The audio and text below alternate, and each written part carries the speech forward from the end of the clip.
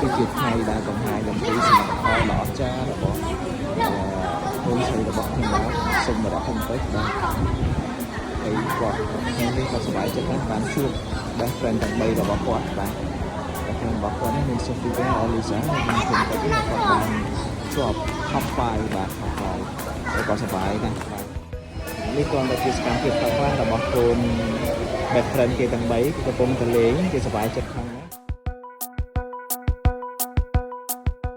ហើយតែ like ប្អូនរបស់ពងពេជ្រក៏មកអបអរសាទរដល់ពងពេជ្រដែរដោយសារថ្ងៃនេះជាថ្ងៃដែលពងពេជ្រទទួលបាន top 5ថ្នាក់ភាសាចិន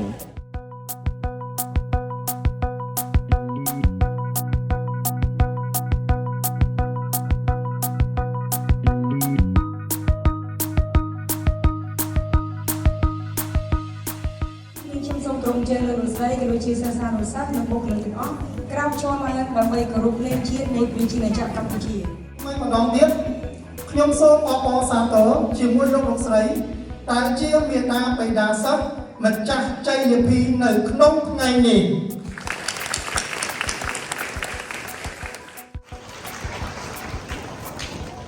ចំណាត់ថ្នាក់លេខ4បានទៅលើសិស្ស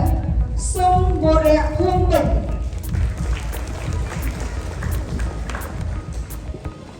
ចំណាត់ថ្នាក់លេខ3បានទៅលើសិស្សលឹមហងចំណាត់ថ្នាក់លេខ2បានទៅលើសិស្ស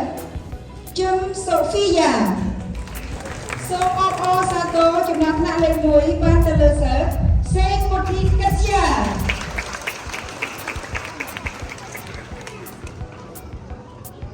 ចាសសូមក្រុមជើងក្រុមគ្រួសារ Say hi. Okay. Tata, let's go. Okay, follow your teacher. Hello, Lam Hong. Hello, Eliza. Hello, Sophia. Where's Katja?